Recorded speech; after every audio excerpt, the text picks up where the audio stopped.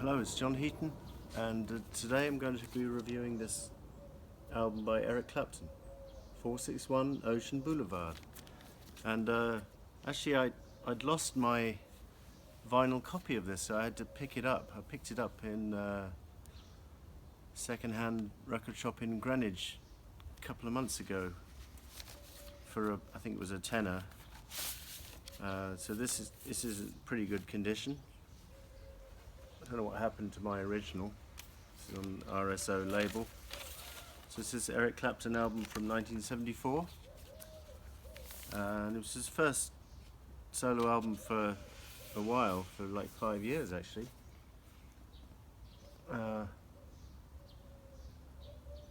First proper release probably since Layla, Derek and the Dominoes, which was Eric Clapton with Bobby Whitlock and Carl Raddle,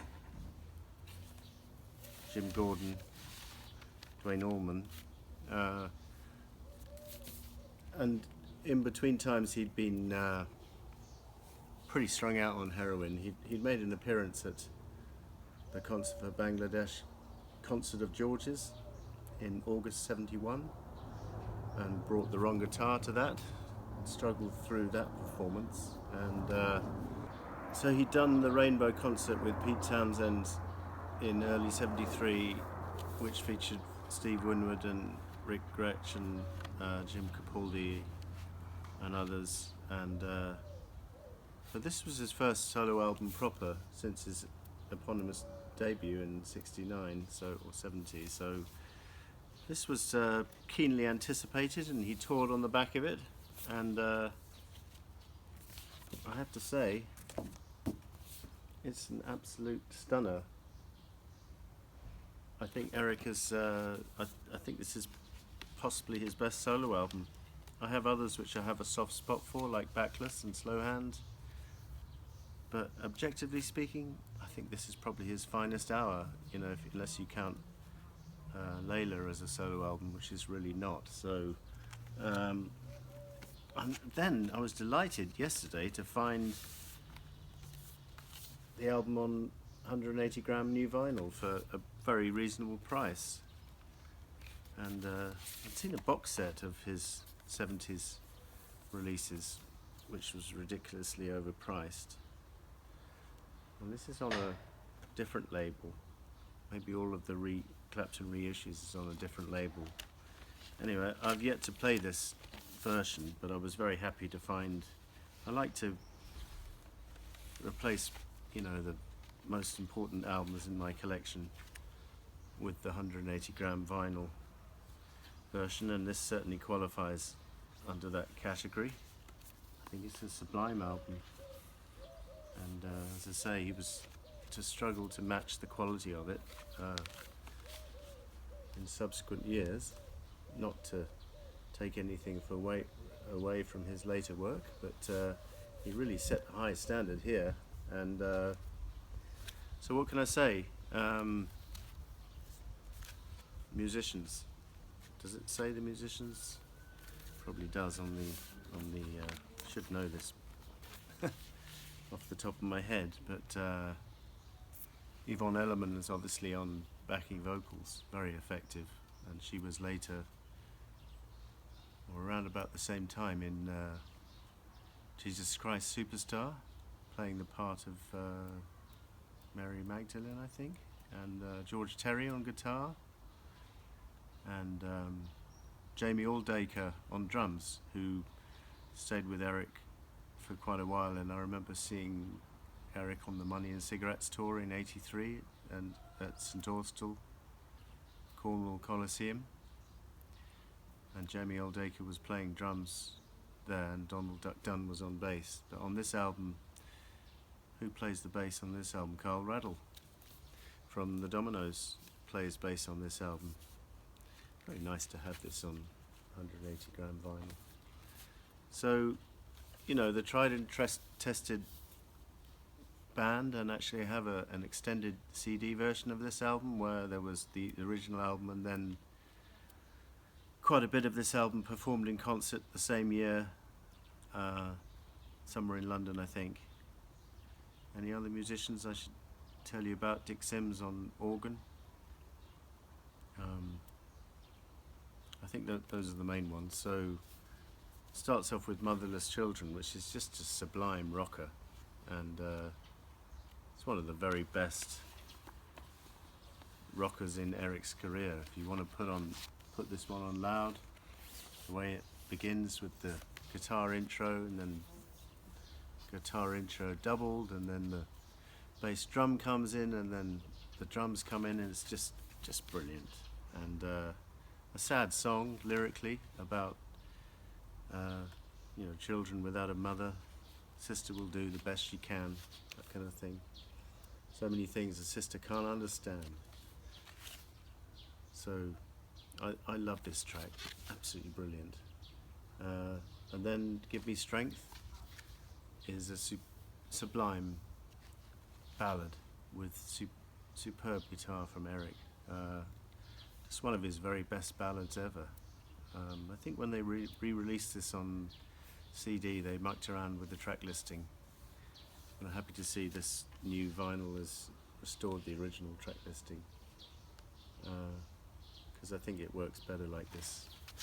Willy and the Hand Jive is a cover reggae track, which actually found its way onto Timepieces, the Eric Clapton 70s compilation, and very nicely done. Get Ready, another reggae number, maybe a little bit of a filler, not brilliant but nice musicianship. And then we have I Shot the Sheriff, the Bob Marley cover. And Eric, I like the original, but Eric really kind of makes this his own as well, and does a superb version.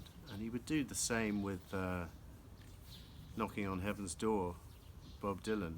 I think his version of that is outstanding, and I'd probably prefer it to Bob's original. It's not often I say that. So Eric could often do good cover versions of people's stuff, and this is a good example of that, I Shot the Sheriff. And then I Can't Hold Out, and side 2 opens that side with some very strong guitar, and I can't remember who writes these songs. I don't think Eric writes many. Oh, it doesn't even say on here, on the new vinyl. But it doesn't really matter. I don't think he writes many of these songs, but as I say, good choice of covers. So I Can't Hold Out is written by Elmore James, the blues guy, who George Harrison famously mentioned in For You Blue on the Let It Be album. And then let me see, Motherless Children is traditional arranged Eric Clapton. Give Me Strength is a Eric composition. Johnny Otis wrote Willy and the Hand Jive. Eric and Yvonne Elliman wrote Get Ready, and as I say, Bob Marley wrote I Shot the Sheriff. And then on side 2 continues after Can't Hold Out with 2 just absolutely sublime ballads, probably up there in the best ballads of Eric's career, because they're just stunning, both of them. Please Be With Me. Oh, he didn't write this, sorry. Charles Scott Boyer wrote this one. And then Let It Grow, which Eric did write. So I thought Please Be With Me was an Eric original, but it's not. But he really does a brilliant version of it. And Let It Grow it's just sublime in the way it's arranged, with the guitar solo and the softly spoken vocal. I just think it's a masterpiece. And Steady Rolling Man is a Robert Johnson number arranged by Eric. And then Mainland Florida was written by George Terry, who's the guitarist in the band. So by the time this album came out, George Harrison's wife Patty was with him and appeared on the tour. So George and Patty had split up, and Eric and Patty were together, and they would stay together for a number of years before they got divorced themselves. But it's an interesting period in musical history because George Harrison, his marriage was on the rocks, and then he had an affair with Ringo's wife, and then Eric took his wife, and Ronnie Wood was involved, and it's not that interesting, but it's quite, if you've read all the books you'll know what I'm talking about. But Eric was to follow this album with There's One in Every Crowd, which was creditable but not on the same level as this, and No Reason to Cry, which was an improvement on There's One in Every Crowd but not on the same level as this, and then Slow Hand and Backless were a return to form in my opinion. So I really love the 70s stuff in particular of Eric, although I've recently discovered Pilgrim. I think it's a good album, and all of the stuff through Money and Cigarettes I've always loved, and then I felt he became a little bit too maybe too commercial or too 80s sounding with Phil Collins and drums and stuff. But here, this is if there's one go-to album from Eric Clapton apart from Derek and the Dominoes, if you want to start off, I don't think you can go wrong with this one, 461 Ocean Boulevard, and it did pretty well, and a huge tour on the top of it. And thank you for watching. See you next time.